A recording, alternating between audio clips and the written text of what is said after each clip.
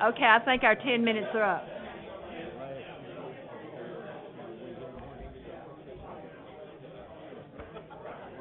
Okay, a work session's very informal. There's no action taken or motions, but we are ready to begin because we don't want to be here till midnight. So, Chair Kinzer, yes, Mr. Moore. I just wanted to put, and I know we don't have to do this, but I did want to mention that... Excuse me. If you all want to visit and talk, you please go outside. We're ready to start this work session because we've got a lot of business. Chair Kinzer, I just wanted to point out, I do have some things, I know we don't formally have to add these on, but I wanted under the, I think the headline of new business, I did want to add a line item for board retreat discussion. Okay. And on a number 6, under the zoning facilities, I guess would be the best place. Discussions with Hewlett Spencer regarding the Spring Hill High School kind of GMP and the budgeting process for projects. That kind of a catch-all for that We'll make discussion. that item 6. Yes, ma'am. We'll just add the discussion, not as an item right after finance, under new business. Okay. So we can find a time that we can meet. All right, thank you. Okay, let me get my act together here. Mr. Laconin, you're up.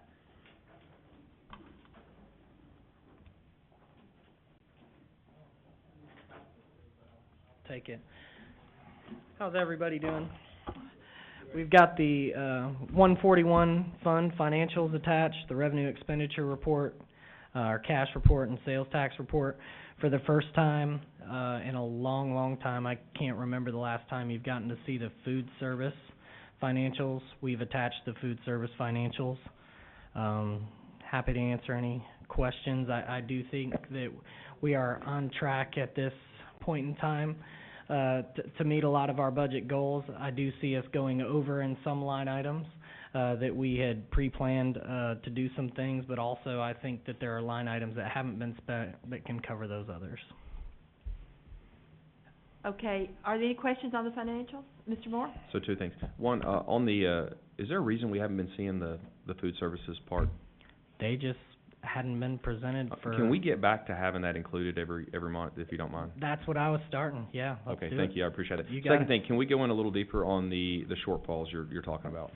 That's correct. I did an estimate to see where we were going to end up at for our expenditures. Mainly, we're looking at line items that we made drastic changes to based on attrition. So I'm following that teacher's line item, and right now I do think we are on track to overexpend the teacher's salary line item for this year, unless we have more and more attrition occur throughout the rest of this semester. Okay. Sorry, I didn't mean to. I just want to point this out because I think this is important things for us to think about, being that budget season is going to come back up again. I know every year we kind of get into this back and forth about using estimates for these things, and I've always been very wary of being a little generous with these and then it coming back to bite us. So I would just ask that my fellow board members, as well as you, Doug, to make sure we're mindful of that when it comes back around to budget season. This gets us, in the most cases in the past, we've been okay. We kind of squeak by on these, but again, this is one of those areas that, for whatever reason, could really bite us pretty heavily as far as a dollar figure. And I would hate to kind of jump ahead of ourselves again and just try to be more mindful of being a little more conservative with these numbers when we estimate in the future. Thank you. I agree. Mr. Fulbright? Thank you. Could you just give your best guess, I guess, as to why the salary line item would be something that we were off base on? Because that seems like it's something that should be pretty well set. So we had a set amount for how much teachers were going to cost for this year, And, what we usually have, and it's something, you may remember, from the sheriff's department, is when you have an entity that has a lot of employees, you have turnover. Now, usually, in a roundabout way, you end up in the long run losing money when people turn over due to having to train people, so on and so forth. But what we did in this last budget season is, we were trying to mold the budget and to achieve certain goals, and we decided to budget a flat number for attrition. When we were sent back, hey, can you cut this? Okay, admin sent cuts back. So in that teacher's line item, the budget was lowered by $800,000 for attrition. So if you budget $800,000 less due to attrition, and then that attrition doesn't happen, let's say nobody turns over, well, you're gonna end up overshooting your mark. And that can coincide with that salary line item. So, that's pretty much what was done. I did say in the budget sessions that I'm not a fan of budgeting for attrition, but, to the school board's wishes, and admin's wishes, we move forward with it. Any other questions on financial? Okay, moving on to budget amendments, and there are quite a few, so, any questions on any of these budget amendments?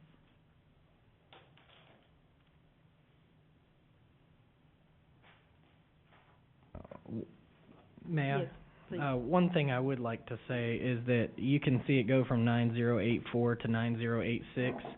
So we have, line items that have cost centers in them. So let's say we have, communication, and then we have communication for this particular area, this particular school. We in our department can move line items within that location. So, that is what that budget amendment number was used for. Go ahead. It was actually the budget amendment that we did for the art funds. Once the central office had figured out the amounts that they wanted to split by location, the original budget amendment, the bulk amount was approved by the board, and then number 85 was just used for that. I did want to make a statement. 9075 was at the last board meeting asked to be put back on the agenda, so that's the only other one that's like a little bit off number. The rest, and there's 9091 is actually attached to the last agenda item because it's a pending item, so. Any other questions? Is your light on? Okay. Ms. Parker? Sorry.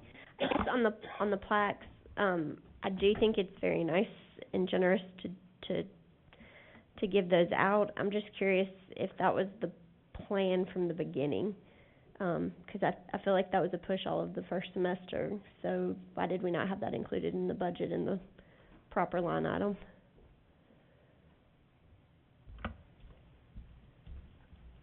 Can you answer that question?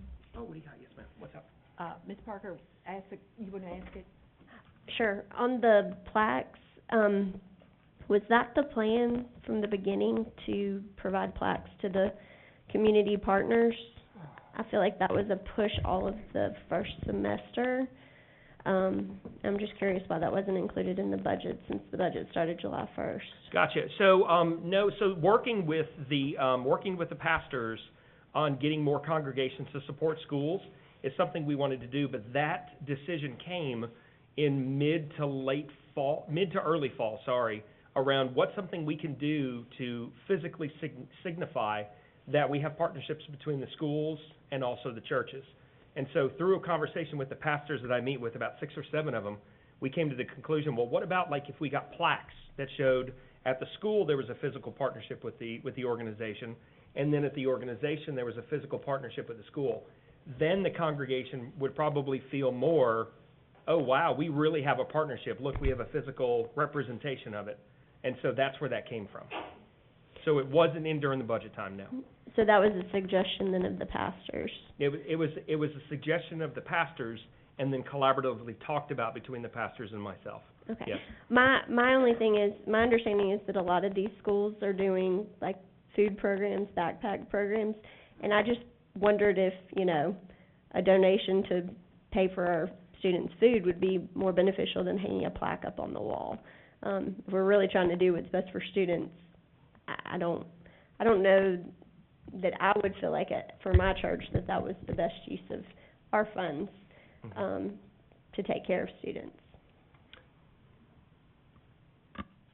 Yeah, go ahead. And so one of the things that the pastors talked about is, one of the things they're having a really difficult time doing is getting some of their parishioners to realize and volunteer, because it doesn't seem like we have a partnership that's been solidified by either a school or the district. And so they looked at this as a catalyst for not only increasing volunteerism, but also increasing donations to the individual schools.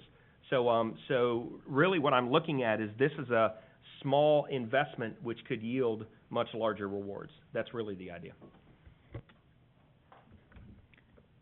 Any other questions or comments on budget amendments? Then are we all right to put these on consent? Okay, we did add on the agenda, after the budget amendments, to talk about a time that the board could meet in retreat, to talk about going forward, and as the motion was made to do. Can we look at our calendars and see a good time to do that? What about next Monday, the 27th? What time of day are you looking at? What time, what would be the earliest you all could meet? 6 o'clock? 5 o'clock? 6 for you? 6? Huh? Not Monday. What about Tuesday? I can do Wednesday or Thursday. Wednesday or Thursday? The 30th is the teacher. Oh, that's right. Yeah, Thursday. couldn't be. So Wednesday would be Wednesday, anytime. I think it's difficult for people that are working to meet before. I mean, I don't think it'd be a short meeting. Huh?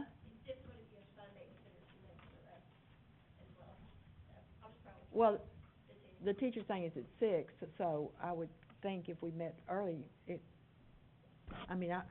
I wouldn't wanna say we're just gonna have a 30-minute meeting. I think we need to have an open-ended time. We can go into the next week is a board meeting, the 3rd. You wanna push it to that week? No? Huh? Try to do it next week. So, Monday, I heard 2 or 3 of you could not be there Monday, correct? I feel like either the 28th or the 29th. 29th would be really good. Okay, the 29th, could we, but would it have to be a 6 o'clock meeting for you, Mr. Atkinson? Okay, let's say 6 o'clock, is that all right for you, Mr. Sims? Okay, on the 29th here at, Horace Porter, and it'll be a work session, not a agenda, just for a retreat, so we can have a discussion. All right, then moving on, then the next is instruction, curriculum instruction information. Thank you, I asked them to share something with us at these work sessions, so you're up, Dr. Woodard. Yes, ma'am. Thank you, Chair Kinzer. Good evening, board members. This is just a brief, high-level overview of some of the things that are happening in the world of academics. And I do apologize in advance. After I do this segment, I do need to get home tonight. Wife has class tonight, and so I have to get childcare. You're up there on the agenda, so see? That's perfect. It worked That's out. right. Thank you. So a couple of good things going on in the world of academics. First things first, January 30th, looking forward to seeing all of you at Benton Nissan at the Teacher of the Year Award celebration. As I mentioned to you all, we wanted to change the venue, do something a little different, and we're excited about seeing all of you there. It will be a little bit different. It will not be a sit-down type of meal this year. It will be kind of a standing cocktail tables style reception that will go really fast. So please try to arrive around 5:30 or so. The meal will be served around 5:30 or so. And then we'll get started right at 6:30 with the presentation of awards for teachers that evening. Are you wearing a tux? No, ma'am. It said formal attire. I do plan to be dapper, but I will not be in a tux. But I do plan to look very dapper that evening. Our first principals meeting for, the second semester will be tomorrow, at 8 a.m. You guys are welcome to come by. We'll be right here in this very room here at Horace O. Porter. We're doing a piece that we call Great by Choice, Becoming an Outstanding School, which will be led by Professor, Dr. Lando Carter from NTSU.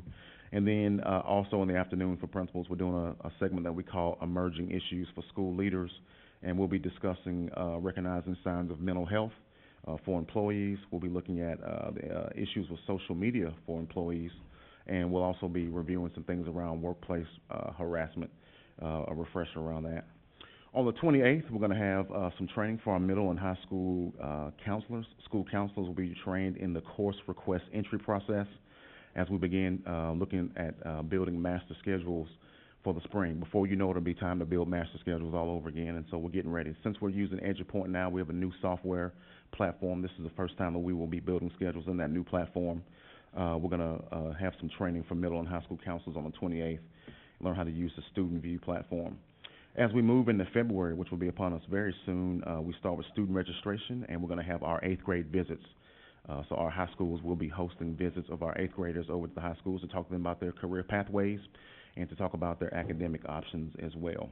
Also, in February, as we get to mid-February, we'll begin what we call WEDA testing. WEDA testing is where we begin testing the students that we have in our county who are English language learners.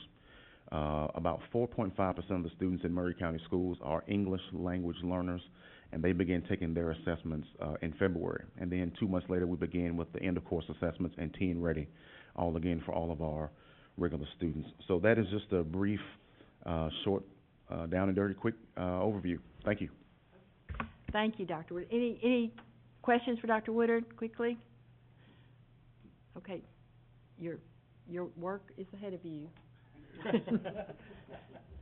All right, let's move on then to operations information. Mr. Pearman. Good evening. Kind of the same thing as we've moved through the last couple of months. You know, what I'm giving you is this one-page overview, trying to highlight a different department each month, and then give you kind of the cumulative of projects that we're working on at the bottom of the page. You'll see at the top of the page as you look at that tonight that we looked at school nutrition, gave you some numbers on the number of meals we're serving in our schools, elementary, middle unit, how we serve them for breakfast, for lunch, and what that looks like compared to the past. I won't go through those details. You can see some changes in patterns. We're having discussions about that, but when you look, our numbers will actually be up for total number of meals at the end of the year over last year. Some of the successes that we're seeing are streamlining the systems, trying to get everybody to where they're moving through lines. One of the biggest challenges we have is today we're tasked with so many things in our buildings, both the RTI, RTIB, finding time to build in healthy activities for our kids and have them active during the day. One of the things that we're seeing is that our lunchtime is becoming encroached upon. We think that we've got more to do, we can cut a couple of minutes out of lunch. And one of the things we're really seeing in a lot of schools where we're struggling with numbers going through the line is that kids don't have enough time to go through the line. And what we find is that as they get older into middle school and high school, if the line's long, I'm not standing in it. I'm just not going to eat. I'd rather sit at the table and talk. So we have some scheduling things that we need to talk with some schools about. And it's just they have 420 minutes a day. They're making priorities, and right now food services kind of says that's where they think that some of the minutes are being stolen. So as you look at the successes, they feel like they're more streamlined. They feel like overall numbers are going to go up, but they do feel like their numbers could be better with some creative talk with each of our schools. You'll see some things there. One of the big things that they mentioned to me this morning as we went through this again, we have shifted our food services maintenance from our normal maintenance department over into their department. It's through their budget, and those gentlemen actually now work for them, and we feel like our cafeterias are functioning much better from a equipment standpoint, and we're being a lot more efficient with what we're doing with your money, saving you some money in the long run. If you look at the bottom of the page, again, I went through each department, the big things that we've worked on. Since this was added to the agenda, we have had one kind of major issue kind of come up on us that I do want to make you aware of. We are working through some pretty extensive septic issues at Hampshire. That school, just like Cullioca, just like Santa Fe, are on standalone septic tank systems, and we've had a breach to that system where groundwater is flooding the system and causing some problems. If you know anything about Hampshire, there's kind of a creek on 3 sides of it, a branch on 3 sides. Well, the septic tank is low enough that it's at the water table, and it's actually about 10 feet in the ground, and there's a wet weather spring right beside it. We discovered it pretty rapidly the other day when the backhoe got that deep. So we are working through that. In the next couple of months, we're gonna come to you with a solution that we'll have to work on in the summer when it's a drier time. But I do wanna just let you know, we have that. The school is functioning. Our maintenance department has spent has worked countless hours and spent a lot of time down there really doing some pretty dirty work. But the school is functioning well now, if you get any comments on that. But in the summertime, we're probably gonna have to shut it down and really, spend some time down there. That is not reflected on this sheet. Most of the other, large-scale projects that we are working on across the board on the operations are there. And again, you can read those if you have questions about them. I'm happy to answer them now or one-on-one, either way. Any question, Mr. Howell? Mr. Perryman, thank you for doing this. This is great work. I'm glad you mentioned school nutrition. I have been contacted by a few of my constituents who have voiced some concerns about the environmental impact of styrofoam and how much styrofoam that just one school I'm aware of is Cleoka. That's where I go. It's where my kids go. And just all that waste going in there, and just like to look at possibly going back to the old way of doing things, and that's just washing the trays. Yeah, So- we've talked, Mr. Hall and I have talked about that, and then we talked with Mr. Parkhurst pretty extensively this morning. What we find out, and it comes back to that almighty dollar, Right. when you get below a school that is serving about 500 meals a day, it is cheaper to go with styrofoam and to throw it away than it is to employ another employee in that cafeteria and to run those systems, those heated, the heated dryer systems where we wash and dry. And honestly, it right now just comes down to trying to stretch their dollars as far as they go. As you know, they build up and they have to earn all the money that they work with over the course of the year. We've had this conversation, Mr. Hall and I have, with Dixon County and also with Williamson County in the last couple of weeks, actually over Christmas break. They're doing the same things. In fact, Dixon County's built a new school and didn't even put a washing machine in the kitchen. They just have a small one that'll do pots and pans. It's really something that if we wanted to go that route, then we just have to come to you and say, you understand this is gonna be a more expensive route for our system, and with the way that the cafeteria budget runs, where it really self-funds, we might have some issues in the end. We're not opposed to doing it, and in fact, we talked about this morning. We have the equipment in every school to do it, even in the 2 new schools. We put the equipment in it. It's just a question of making our money go and having the money to do the things that they've been doing, where they've been remodeling cafeterias, where they've been remodeling lunch lines and the serving lines and the sitting areas, and trying to put that money back into the school. It's just revisiting how we're doing it. Mr. Parkhurst is not opposed to doing it. It just requires more people, it requires more of everything, and it's just right now been an economic decision. Well, I'd like to know what the cost is going forward, because currently we're trucking every trash bag we have in Murray County somewhere else, and they're not doing it for free. So there's a cost there of doing it a different way. So I'd just like to know what the cost is. Right. And in all honesty, to be quite honest with you, that shifts off of his budget to your budget, and we all know that if somebody else, that's how the world works, right? If Dave buys my supper, it was a great supper, right? That's how that works, and that's not hiding anything, that's just being quite honest with you. That's the way that's worked so far. Ms. Morency? Have you looked into an alternative to the styrofoam, maybe some kind of paper or something like that? I don't know that he has, because we did talk about, like, even with straws, I think the cost goes up pretty significantly when you do that. And again, so far to this point, it has just been an economic decision. If you guys want us to explore that, bring options back to you, I'll be glad to have Mr. Parkhurst come. But what we've heard, again, from across districts around us is, if they're not serving about 500 meals a day, then it's not economically feasible. And the truth of the matter is, we have a lot of small schools that if everyone in the building ate 1.5 times, we might not serve 500 meals. But we can get numbers on what that cost looks like, and then also maybe how that impacts our disposal fees on the GP side as well. Thank you. Okay. Any other comments or discussion with Mr. Perry? Thank you. Yes, ma'am. Thank you very much.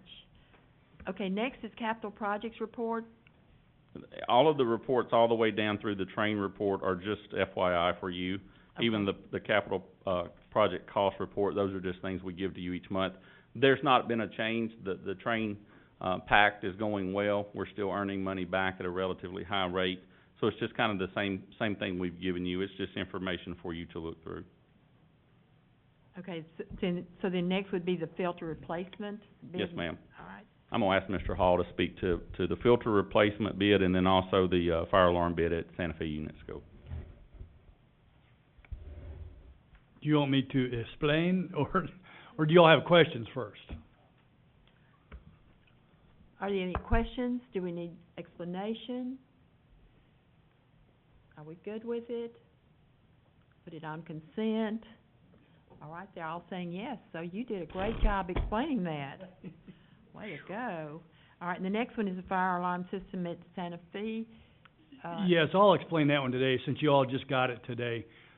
We've, over the past few years, have been learning that we have got to get this on the agenda a lot earlier in the session, or in the year, because the engineering department for the State Fire Marshal's office up in Nashville, one, as you can tell, just with building going on, they're more and more slammed, and plus they've changed some of their codes, so they're requiring more paperwork, more drawings from the contractor that's doing these. So we're trying to get them on to them in February or March, as opposed to March or April, because that kind of bit us a couple of years ago.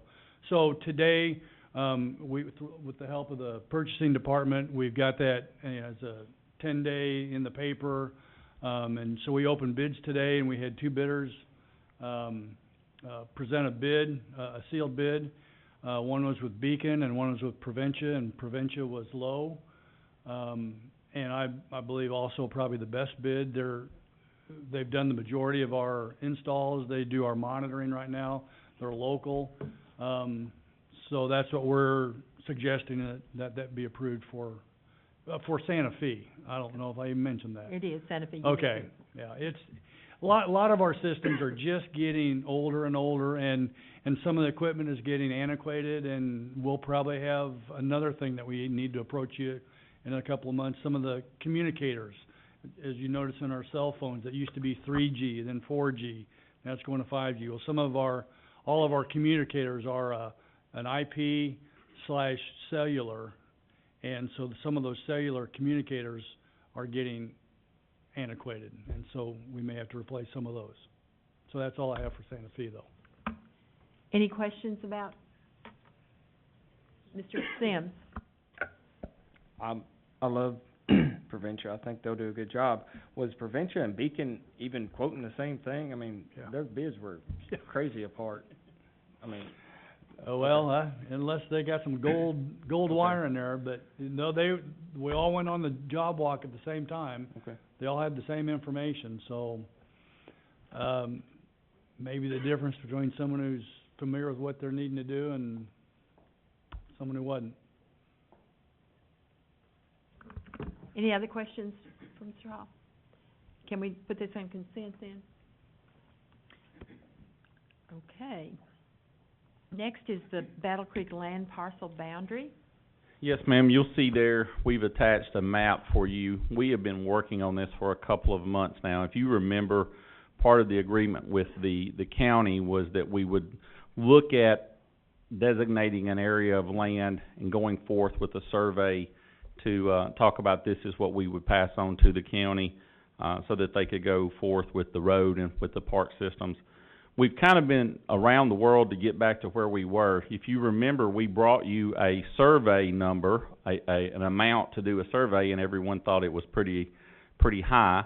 As we've circled the world a couple of times, we got back and that's about what it's gonna cost. But what we did was we worked through Hewlett Spencer. They brought some folks in, And we really went in with the GPS, and before we move forward, before we ask you to move forward with a survey that actually puts pins in the ground, we have taken this property and really divided it out and made sure that we're giving them the amount of land that we promised, or we said we would try to, while at the same time retaining enough land to know that we can put a high school on that site at some point in the future.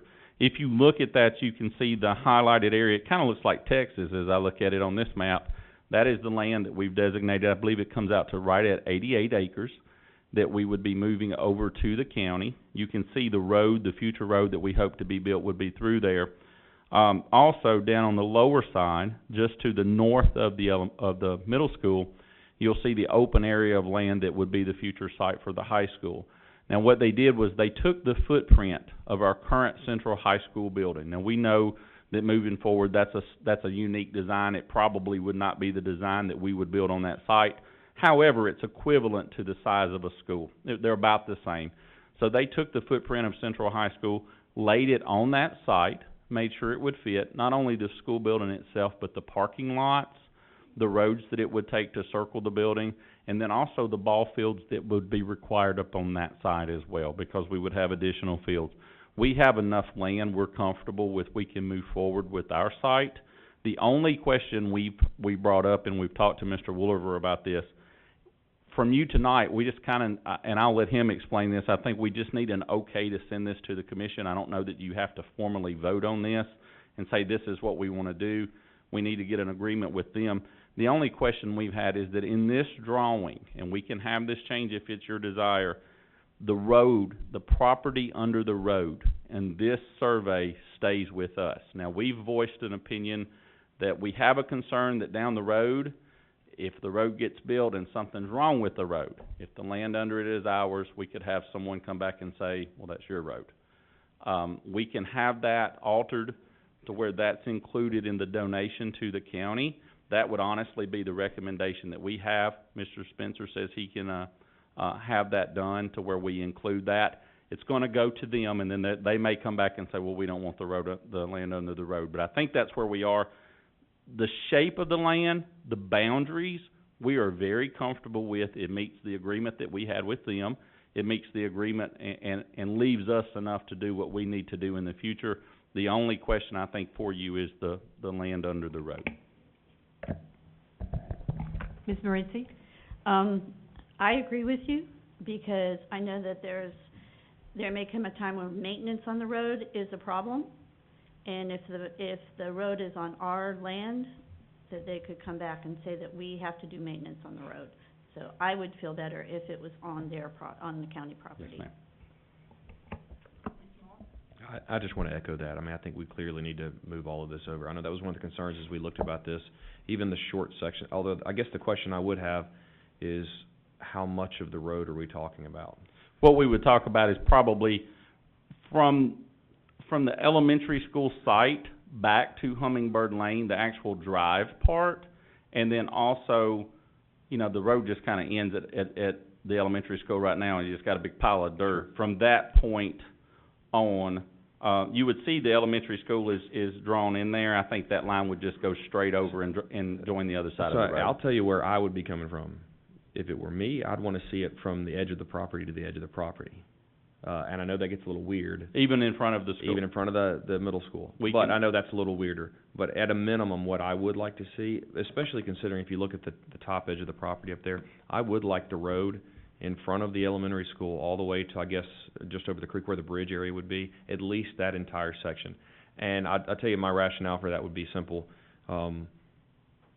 They're utilizing that road for park access, parking. I would think it would be fair for them to maintain, at least at a minimum, that entire section from the property edge all the way in. So that it doesn't go from road to school drive back to road. Exactly. It's just at least this way, it's in half. We're responsible for the middle and high school side of the property. I would prefer for them to have ownership of the road all the way through, and consequently maintenance of the property would be my preference, but I can understand if that's the if we have that change made and re-enter this prior to the board meeting, all we really need to know is, are you okay with where the boundary lines are if the roads include, so we can send it to the commission and they can say one way or another they like it or not. Because ultimately, what we've gotta get to is, you know, if we do a survey where we actually put pins in the ground, we wanna make sure that everybody's happy with what we do.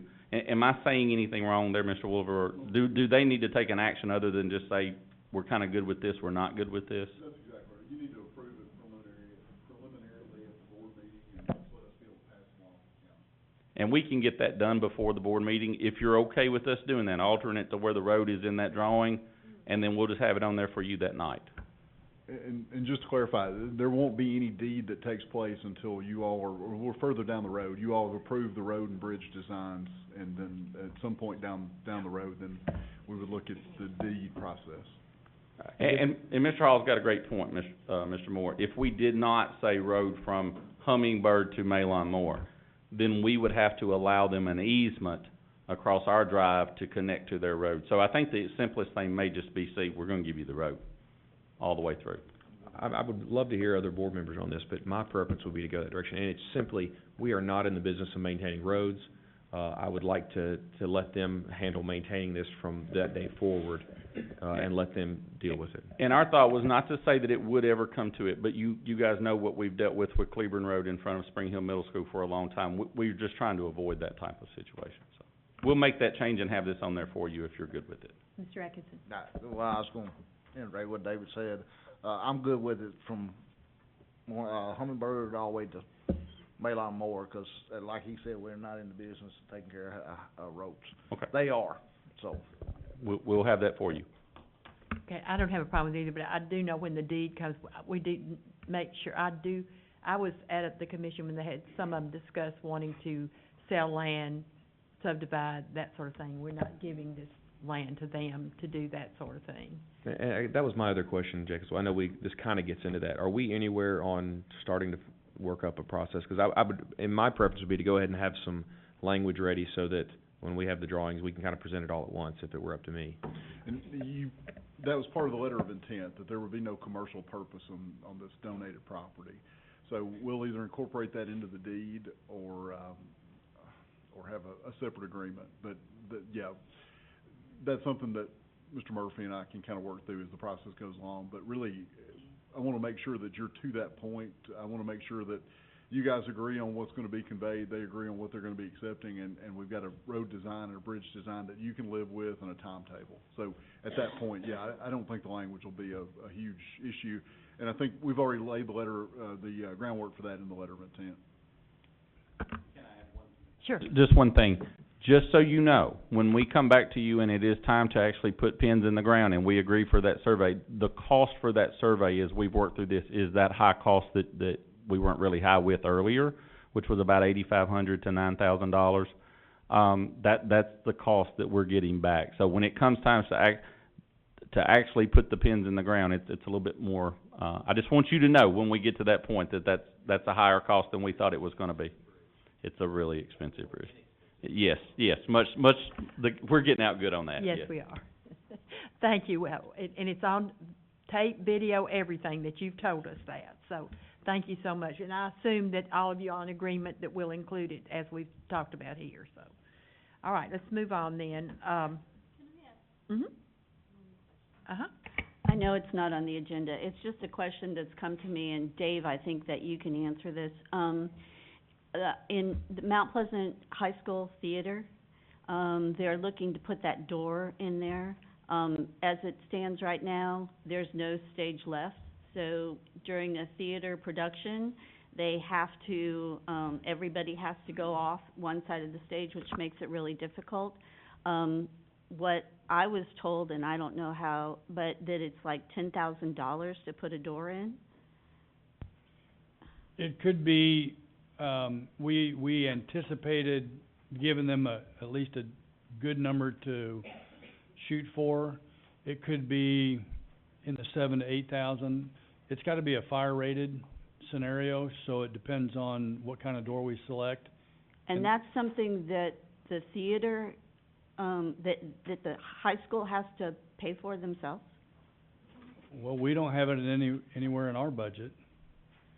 I'm wondering if maybe that's something that we can put in next year's budget or something like that. Yeah. I just know that when you do repairs and things on other schools, I mean, this wasn't set up, obviously, for theater productions. They've raised the money, they wrote a grant, they did all the lighting, they did the curtains, they did the flooring, and raised all that, and then it comes down to the way it's structured is not, you can't, well, you can, but it makes it really difficult to do a production there, and it's like, well, you have to pay for it, which I don't think we do that at a lot of schools. Can I just kind of say what our conversation has been? And again, I'm coming into this a little bit later into the conversation. When we look at our budget, a lot of what they built the maintenance budget off of was just that. It was maintenance. It was if something breaks, it's if we have to repair. There's nowhere built into we would like a door. We have 2 other schools right now that would like a door somewhere, just because they would like a door somewhere.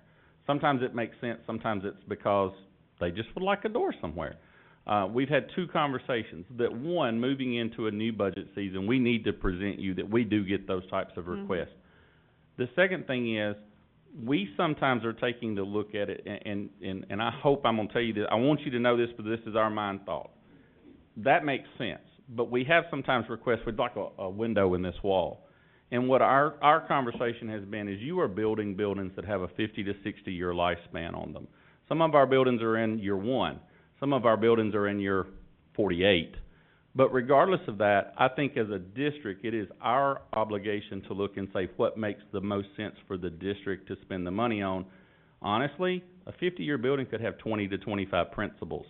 If every time we get a new principal, they want a door somewhere, we can spend a lot of money. Now, I'm not saying that we don't do that when it makes sense, but what I've talked to Mr. Hall is that we take those requests in, we look and we say, is this a legitimate request? This isn't just something that somebody says, hey, I'd like right there, because we do that at our homes too. The second thing, though, is we need to be more transparent with you guys coming forth saying, our maintenance budget is a maintenance budget. That's what it was, that's how it was developed. If we can have a broader conversation about there are gonna be things that come up that are alterations, then we need to do that with you on the front end and not just spring to them. So there have been times when we've told schools, when Mr. Breeden was here and then us as well, if you like that, if you want to do that, have you got the money to do that? Because we don't. Hampshire wants a 3rd paved lane in front of their school right now. We don't have money to pave a 3rd lane in front of their school, but they'd really like one. So my question to them was, do you have money for that? So this scenario makes sense, but I just want you to know that that's our approach when we get this is, where do we find $7,500 to $8,000 to $10,000 in our budget that we know going forth, we may have another septic tank get flooded with water that we out of nowhere have to spend money on. So that's the answer. It's not been a, well, if you don't have the money, we're not gonna do it. It's just very much a form of looking from the district overview, how do we approach these? One, do they make sense? And if they make sense, we're gonna do everything we can to help them with that. But unfortunately, there's still not $7,500 to $8,000 in the budget for a door.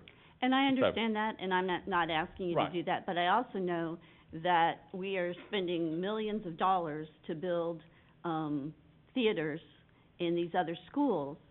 And we have a theater program that we don't have a thing that works. And they have gone out of their way to raise money and do money to make it better and make it work. Yes. And, I just think that maybe we look at. And that kind of goes back to the conversation of, when you do for one, when you pour water in the lake, all boats rise. Do we try to go back and make sure that we're doing those things and make sense of those things? But, and I'm not disagreeing, Right. I think it's something that definitely needs to be done.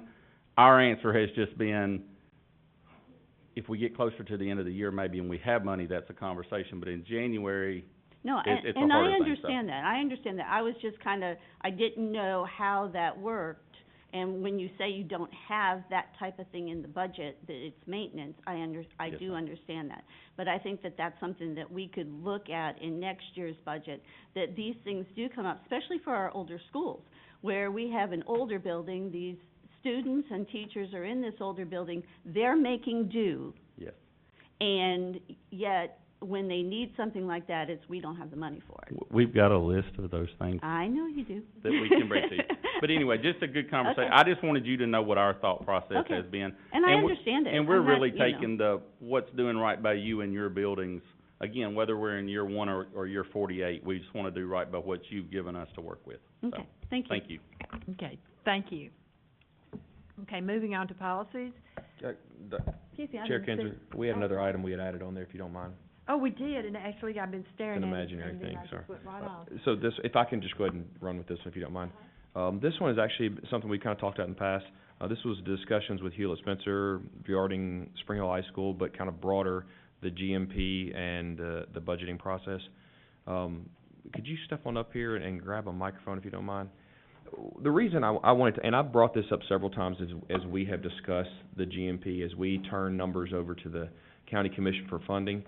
I know, and if you kind of, I'm gonna set the stage for this, as we back up to how this happened, we got into the GMP process because we kind of had a mess before, and we were trying to come down with some hard numbers and work with the county commission.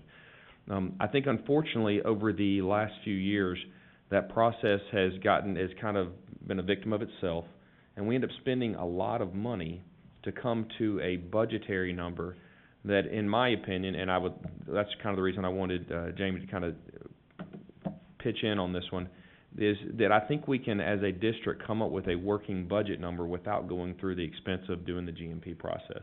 So, am I understanding correctly, and I've kind of spoken on your behalf on this in the past, but it is my understanding that, although the GMP process at the end is a very good thing, and there is merits to it, for us to get to a working budget number, as in for us to get to something we can present to our funding body, we should be able to come up with a number without going through that $1 million or $1.2 million expense to get that hard number, and we're not gonna run into that hard cap of, that bid is only good for 60 or 90 days. So what are your thoughts on that? Yeah, like a GMP. If you're talking about a new project outside of McDowell or Spring Hill High School, Sure. Mr. Moore, you're right. Now, some money will have to be spent to get a budget. An educated budget number is what you're looking for. We're in this position because the county commission came to the school board and said, just send us a GMP. We wanna know what it's gonna cost. And that's what we did with Columbia Central and, of course, the Battle Creek schools. The question was posed to me, can Hewlett Spencer, along with our general contractor, provide an estimated budget based on our experience, World War experience? We're building buildings every day, all day. We kinda know what the costs are, and we can budget things pretty good, pretty close. And we're also conservative, as this board knows. We never wanna come and say, this school's gonna be this, and then come back 6 months later and it's higher. We'd be out of a job. So we are conservative in our estimates, but we answered the question when it was posed to us, that we can provide you a budget, and would that be good enough to take to the county commission so that they didn't say, hey, only a GMP over here, right? Let's not spend $965,000 with an architect to get 75% of the plans, because that's basically why we're here, right? ESA needed additional monies to get us to a point where we could bid the CDs to get the project bid out. And the board didn't want to do that. So now we have $900-something on Spring Hill, High School. We did have enough money to give a GMP for McDowell, if this board will remember. We were teed up and ready to go with that GMP. But we can provide an estimate, to answer your question, based on just spending a minimal amount of money, Mr. Moore. Certainly, some civil work would probably have to be done so that we know what we're dealing with in there, but we're only talking about a very small amount as related to $900,000. So the answer to the question is Hewlett Spencer can provide an estimate if we can get the county commission to agree that we provide them with that information instead of going the extra mile and $1 million in to get a GMP. Okay. The answer is yes. So, I appreciate that. So I guess in my mind, what I would envision happening, and this honestly takes a little bit of trust on the part of the county commission for what we bring them. In my mind, we would be able to take that, let's just call it a working estimate, to be able to create, and I think we talked with Doug, and Doug ran away. But you don't have to explain for him. I'll just get on to him later for that. We would be able to present something into the budget to the county commission, for them to have a number to work with. Now, in my mind, what we would then be able to do, if that budget is approved, the understanding clearly is we are going to move forward with a GMP, as in the best interest of the school system. But that's not going to be, let's just say we're able to take, it's going to roughly $40 million for whatever Project X is. The idea still is to get that number lower than that. That's my intention. And I would make sure that the county commission understands that as a board, that's our intention, is to still get the best product for the best price we can. So we go to that, we have Hewlett Spencer, work up a GMP at that point, and it comes in less than that $40 million. Just say it comes in at, when you actually are able to really, sharpen the pencil down all the way, and it comes in at $35 million. Well, at that point, we're only really gonna ask for the $35 million. I mean, I don't wanna try to hold the county commission, hold it over their heads that they approved 40. And again, that's a little bit of trust. I don't know if that needs to be some kind of agreement we work up with the county commission. What I am trying to do is, A, speed up the process, and B, save us some money on the front end, because what we've run into over the last two projects here is we've done a lot of, I don't know, what does it cost? What have we spent between McDowell and... Almost $2 million, Mr. Moore. So we spent $2 million of district money and have nothing to show for it other than some really pretty plans. And not that that's bad, and I'm not blaming anyone for that. I just want to tweak the process so that we don't have to do that. Maybe we can spend, a small 5% of that, maybe even less than that. I don't know what the actual numbers are, and still be able to come to a reasonable number and work with our funding body with some mutual respect and come up with a number and get these things on the budget, and then move ahead and we all save that money. It can be used in a million other places. It can put a door in a theater and then some. I mean, that's really what I'm shooting for here. So I would definitely love to, I know it's shifting the discussion. It means us as a board really kind of taking a little bit different approach, maybe work out the details of how this looks for the commission. Maybe working with the commission to understand what our intentions are here. Again, my goal is to just save us money on this. And I definitely would love to know what other board members think of this, or how we could make this work just to be more efficient. I personally don't see why it couldn't be done this way. Right. With your track record and whatever, and the difference in McDowell is, it's a brand-new project. We do have architectural plans, but this is going to be done in phases, correct? Spring Hill? Yeah, Yes, that would be done in phases. Yes, ma'am. Not exactly like Central, because you're not building an entire new school. It would be sections, this, that, and the other. So even getting a GMP for all of that with the way building costs and everything would be difficult. So, the fact that it's being done in phases over a period of time, that would be another way to look at it. And by the way, in other counties, we are doing it the way Mr. Moore is proposing. They are spending a minimal amount of money to get schematics, working with us in a small amount of time, 60 days, and we're budgeting on those schematics, which is the school board's only spending a small amount of money. We take that budget to the county commission, and they're either funding the concept of that project or not. They know we're gonna try, as you said, to get it below the estimate, and that's the way it's working in other counties. But as you know, the county commission wanted only GMP only if we were to send projects over to them. So I think you're trying to get to a place where you can just send a budget and spend minimal money. Any other comments, Mr. Fuller? Betty? Oh, excuse me, Ms. Morency. I just had a question for you, Jamie. When we spend $1 million for a GNP, how long is that good for? Well, the GMP for McDowell has already expired, That's Ms. Morency. Yeah. That's my question. And that's the whole, those plans were complete. We had. So that money is gone. Well, the money's not gone. The plans for the new school exist. They're there, and anytime this board wants to move on McDowell Elementary, we will go back out for bid and get new pricing. And it'll probably come in, just due to escalation factors of the time frame, slightly higher, not much higher, depending on when you pull the trigger or if you pull the trigger for that. But there will be some escalation factors to the bidding, just based on prices going up, in the economy. But is it good for 1 year? Is that what you? No. 60 days. 60 days. Bidders subcontractors will usually hold it for about 60 days. Okay. Some 90, but typically 60. All right, thank you. Yes, ma'am. Mr. Fulbright. Quick questions. How long have you been working with us in the county? Oh, good grief. Maybe 4 years? Okay. 2015. Tell me really succinctly the purpose of a guaranteed maximum price, GMP. Oh, boy, I've been waiting for a question like that for a long time. No. Very succinctly was part of that question. Sure. Well, it's better me than Steve, right? Yeah, definitely. I hope he's not watching that on YouTube. I'm sure he's not. We love you, buddy. Man, the GMP process completely protects the taxpayers in this county. It's a hard bid process, so it gets the benefit of going out and having competition, but it gives the board a peace of mind of knowing this job is not gonna come in a penny over that, and most likely will come in under it. It is a protection, thing that private entities in downtown Nashville that are building all these buildings that you see, they're all using a GMP process. Okay, well, here's the point I wanna make, and I think this might, I mean, we talk about us meeting with the county commission and doing this trust, whatever. You might need to remind the county commission that this is not an estimate that you're working up for $1 million. You're doing something that is guaranteed. Yeah. So what, you know, trust, communication, whatever, this board is not the board that's tasked with determining a GMP. That becomes the in play, in my opinion, when you start to borrow money. You need to know that number. We're not borrowing money. We're providing a concept and an estimate. And I think that's what needs to be conveyed and reminded to our colleagues on the county commission. Great point. There was something else I was going along with that, but now I forgot what that was. But I think that's what it comes down to. Yeah, we have to know what our purpose is and what their purpose is and what the GMP purpose is, and really have some good clarity on that, so.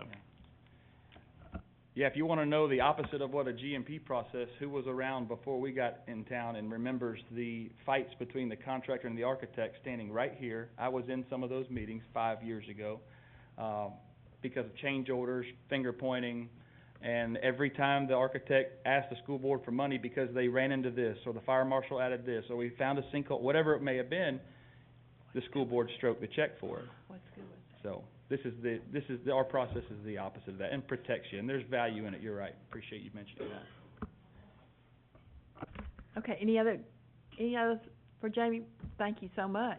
Appreciate your waiting to discuss it too. All right, moving on then. Sorry, if I could interject one. Go ahead. Jamie, one more thing. Did you have a rough budget number for the Spring Hill High School project? Yes, we did. We had a rough budget number, and we have that. We've already ran it by our contractor to see if it would differentiate today than when we put it together some time ago.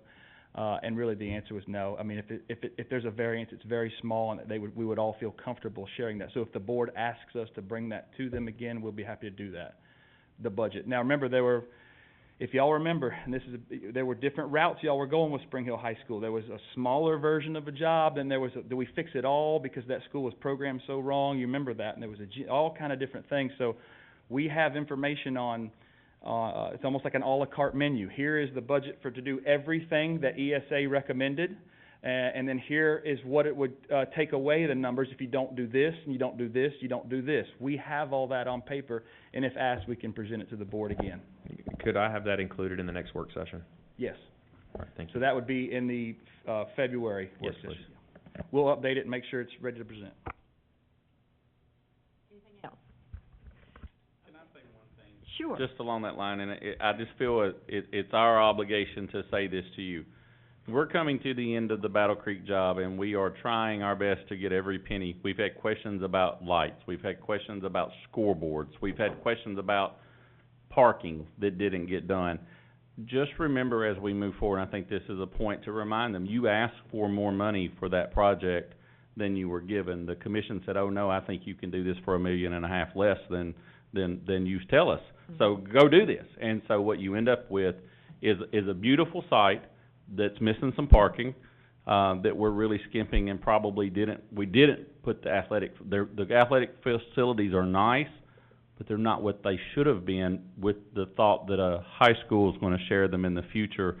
And I think it's just our obligation, because that's a conversation we have internally, is that you didn't get what you've asked for, and these folks have done a great job, and Mr. Breeden worked really hard every day on your behalf to nickel and dime, but it's really important when they say we need X amount of money, that's what they need, not just, well, you know, it's kinda like telling your dad that lunch costs $7 for the week, and he says, here's $5, figure the other 2 out. And I think that's just a reminder to you, is that if you'd gotten what you asked for, we would have had a better project.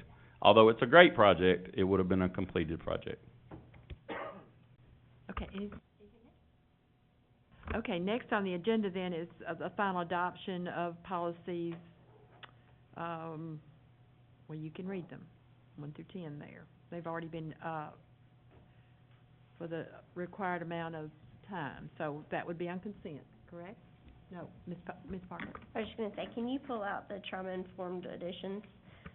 I just don't wanna vote on that on consent, but I'm comfortable with the Okay, sure. others. All right. Anything else? Okay, I don't believe there are any, there are not any proposed policies to be posted. So we're ready for other business. Instructional low bids, over 10,000, ACT statewide assessment bid. Let me get down to it here. Have you all reviewed them? Is it all right if we put all of those on consent? 1, 2, the Title I. I see, Mr. Gaines, you stayed here to answer these questions, but you don't mind if we put them on consent, do you? All right. Let me say one. All right. Let me say one thing. Okay, excuse me, Mr. Fulbright. I have given these guys, and anybody who's done ordering, so much grief about not including comparative pricing, and I wanna thank them very much for putting that in this, packet. It did my heart good this morning when I was reading these, so thank you for the work that you put in, and thank you for the transparency that that provides. Thank you. See, it was worth waiting, wasn't it, Mr. Gaines? All right, moving on then, operations low bids, you've got new intercom system at Mount Pleasant Middle School and Spring Hill High School. Any discussion of that? Let me get down here to it. Yeah, we did get quotes on this, and you'll see, we've been using systems integration for most of this work, and we are not on this project because, they were not the most competitive quote. We feel like we're getting the same quality on what we're moving forward with, but, we did change our vendor on this one. We did not formally bid it, but we did get quotes with the scope. Okay, are you all right with consent?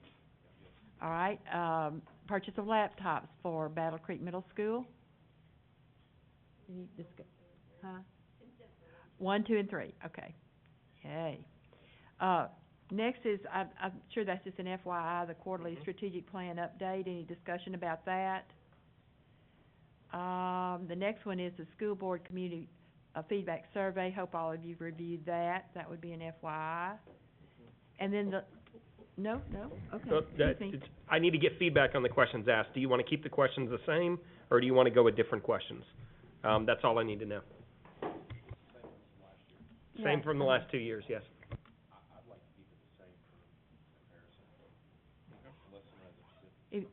Are you all in agreement that we just leave I'll the speak on the mic on that. I would like to keep it the same just for continuity, to be able to compare year to year, but unless there's a reason to change. Okay.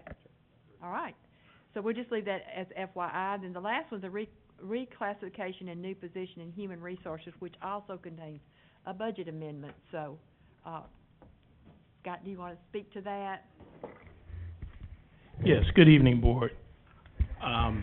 I come before you to do simple reclassification of a position of an employee that's within the HR department, with someone whose job description is currently that of benefits coordinator, and since I've been here since October, they've been doing work that's far beyond the scope of benefits coordinator, more so that of an HR generalist, which is involved in every aspect of HR.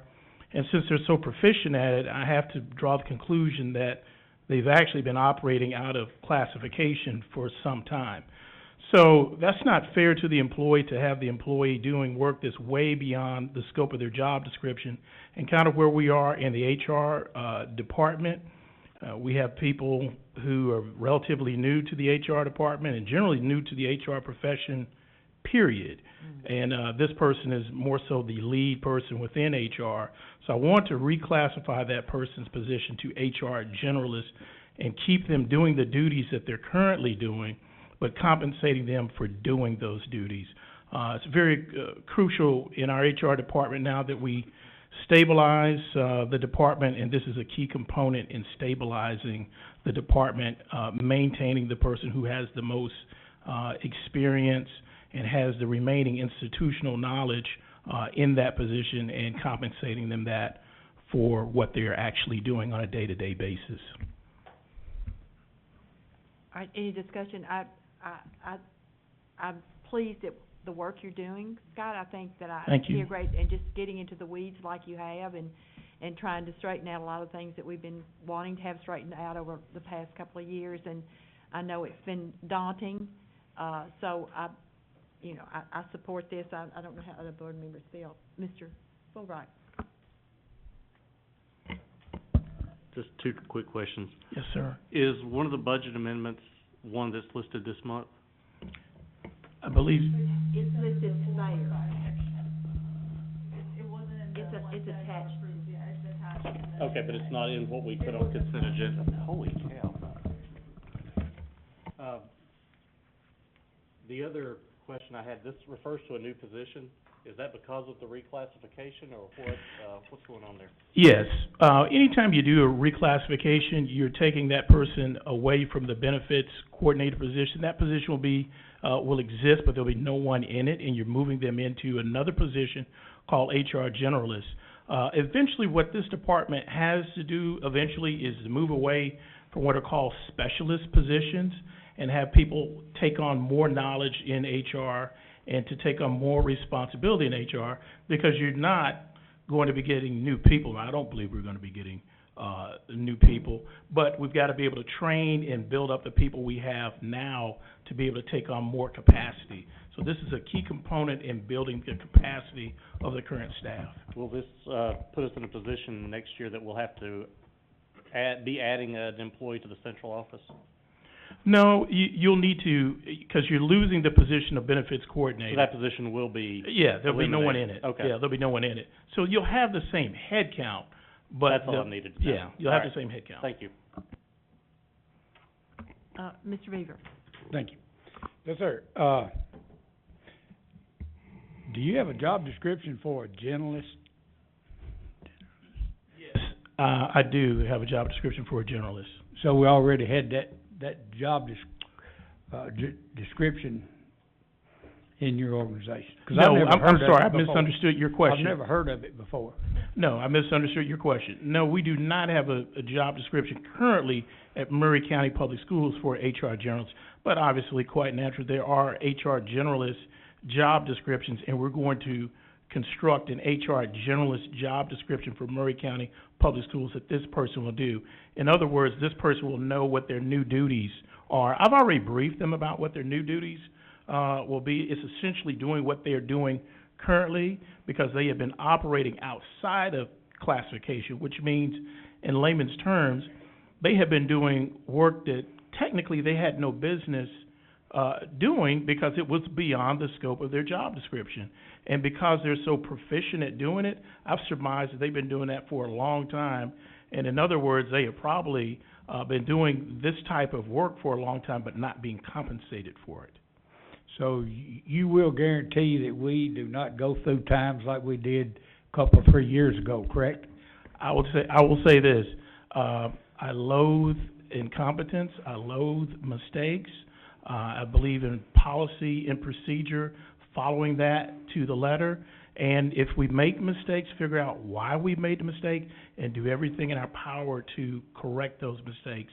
One of the things that I've been working on has been to correct an error that where we've had people being paid that no longer work for us. More people at home getting paychecks. And that's because we were not exiting the organization properly. I've worked with the finance department, I've worked with Eric's department, IT, to get us all on the same page to make sure when an employee exits this organization, certain things happen in a sequential fashion to make sure they do not continue to get paid while they're at home, and to make sure that they don't show up on the property unannounced. Let's say somebody gets fired and they're unhappy and they show up on the property and somebody thinks they still work there. All of that has to stop. And we're getting ready to go into our next phase, which is onboarding. Make sure that we're onboarding people correctly, make sure people know what their salaries are and sign off and agree to those salaries. And we have a copy of that. I've ordered the HR department to make sure that everybody that currently works for Murray County Public Schools that is has a certified job, teacher, principal, people of that nature, to make sure that all of their contracts are signed. I mean, up until recently, we had people that were working here that did not have signed contracts. So now the next phase beyond that is, are people have questions about their contracts. We wanna vet that and take care of that, so on, going forward, everything is on the same page. We're onboarding people properly, and we're exiting people properly. That's half the battle there. One more question. Yes, sir. And, I'm not pointing this to you or anything, but I know in the past we've had, like you said, retirees continue to draw paychecks. Is there anything that is happening to recover that money that was? Yes, we're working with the finance department, and I'm sure they have, procedures in place to where we're trying to go after getting that money. As you know, that's a task. The True. best thing to do is, let's not do that. Let's make sure that people are exiting properly, so they no longer. Today's a new world, correct? It is for me, yes, from my perspective. Okay, thank you, sir. Thank you. Any other questions? Mr. Sims, is your light? I am. I cannot see your light. I don't know. Oh, there, if you put it up, I see it. I'm sorry. Well, while we have your undivided attention and you're talking about all the improvements you've been making, which that sounds wonderful, I have a question about leave balances. Are those fixed yet? Because I know that's been something that we've had an issue with for, I think, on our audit for like 3 years now.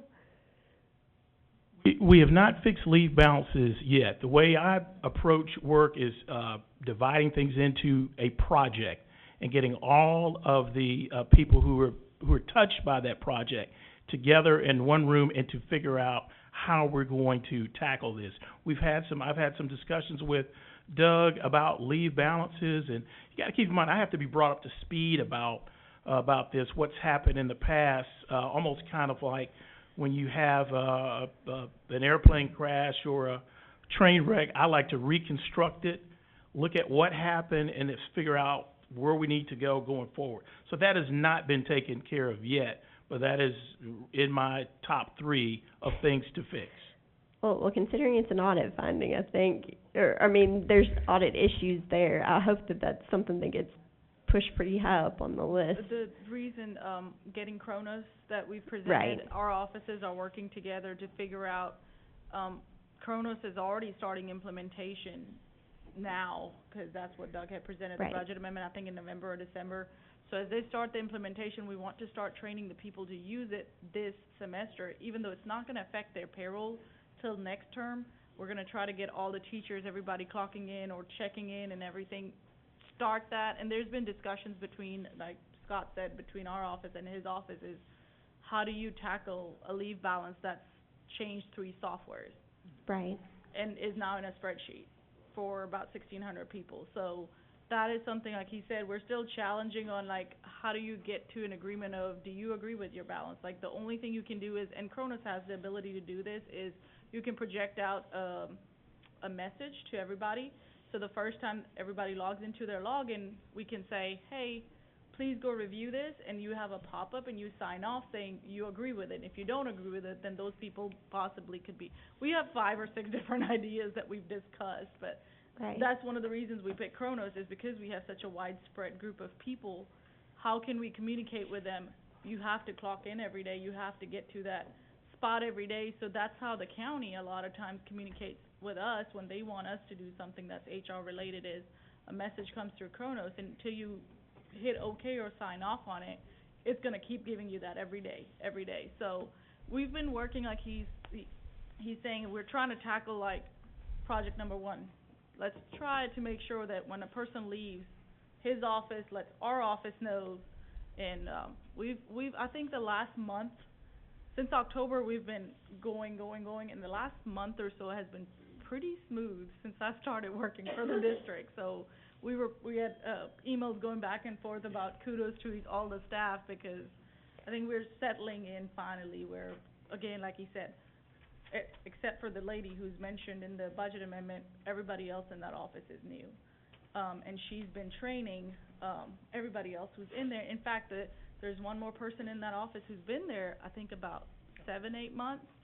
And the most I've heard from those employees is now, and I didn't really hear from them before, so it's like, okay, now I know what you're actually working on because you're communicating with me and asking questions.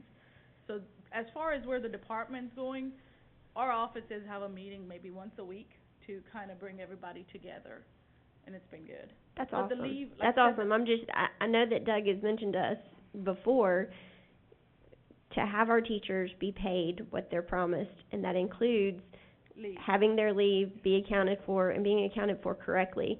And that really is potentially creating additional liabilities for us or cheating our teachers, and I don't want to do that. So I'm just, that's why I asked the question, is because we know that this has been an issue. I appreciate that you guys are trying to look at solutions to it, and I'm not trying to get in the way of that. But I really hope we prioritize that as much as we can, because that's one thing I constantly hear from teachers is, it's being I don't trust it. It's been maintained at least, because when you don't maintain leave, of course, you haven't kept up with it, then you have no records of what really happened. But as far as maintenance goes, it's being maintained on where it is so it doesn't fall behind again. But as far as cleaning up the beginning balances, we've been trying to pull out reports out of e-schools, and we cannot even get a report that says this is your beginning balance, this is what you used, and this is where you ended up. We currently do not have that report, and that's a conversation actually that we had with Amanda. There is not a report that will give us that, and the fact that that's the system that keeps up with the leave has thrown it all like, okay, so if somebody calls us, we don't even have a way to verify if they're, you know, we don't have a leg to stand on with some of that stuff, but I'll let Scott Well, speak it to sounds that. like you guys have processes in place for going trying to forward keep with it, and that's, to me, that's key, because, you know, I know you can't fix what happened in the past, and I know you have to understand that, but you weren't here, and I'm not trying to cast blame on you or in any way for that, but I'm appreciative that you're trying to make sure that going forward, that we are fairly compensating our teachers for their accrued leave. I think that's pretty important when it comes to, you know, retirement and lots of other things, so. Absolutely, I totally agree.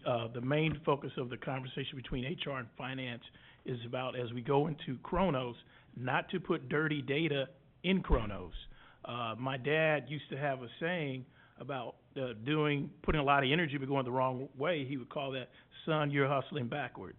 And I used to hear that a lot in my youth. So we don't want to, you know, we don't want to repeat that. We don't want to put a lot of effort in, get this wonderful system of Kronos and put dirty data in it going forward. So we're working on that. Okay, you made a budget amendment at this point, because we said we don't want to talk about budget amendments we haven't talked about. So, if we literally put the budget amendment on consent, that's all the action we need to take, correct? Mm-hmm. Are you all okay with that? All right, okay. Then, okay. If I could Moore? follow up with what, Kristen was saying, if I could, when you do get to the point where you feel like that's the top one item that you're working on, could you come back to us with kind of a timeline of when you feel like you'll have that tackled? Or, and again, I'm not holding you to a hard thing, but I would like some measurables on like when we can say we're beyond this, at whatever that looks like. Absolutely, sir, yes. All right, thank you. Ms. Kinzer, I have just one quick question. Okay. As far as, and I know, Mr. Hall was one of the people that was reclassified as well. Do we know of any other people that are in the Outlook or in your office that we're wanting to reclassify? I mean, it just seems, which I know you just come into your office, so, but just in the middle of the budget, doing these things doesn't seem like the right timing to do this type of thing, but just didn't know if there was any others coming up. We're not gonna bring anything to you out of the blue. We do have conversations that we think as we move into a budget cycle, especially with some of our maintenance men, with the duties that they perform, where they're being paid maybe as just a general worker, but they're actually doing some high-level work that we think we need to really talk about. But we're not gonna just come to you and just say, hey, we're reclassifying. We're gonna address that through the budget season, and if it goes through, great. If not, we'll bring it back the next budget season, so. Okay, I wouldn't let Mr. Atkinson leave, because is there another light that I don't see? No. Okay, first of all, let me just say that, Dr. Marzak, Chris Pointer, and I attended the commission budget meeting, and, they finally did pass the budget amendments after much discussion, but I just wanted you all to know that Chris Pointer did an outstanding job. He was really quizzed, he was absolutely kept his cool, and everyone was so impressed with him. And I just wanted you all to know that, and wanted, anyone that watches these videos to know it as well. Also, in February, our work session is on President's Day. So do you want to move the work session to Tuesday, just as we did this one for Martin Luther King Day, since that's a holiday? Is that okay? Huh? Doesn't matter. So it would be on Tuesday instead of Monday of that week, huh? No, they're off, that's why it's no school. It's no school. The 18th, I think. But it'll be posted, and, so it's just, we moved this one because it was a holiday, and so we'll do that as well. And our retreat will be next, on the 29th, on Wednesday at 6 o'clock. I'll see you guys here.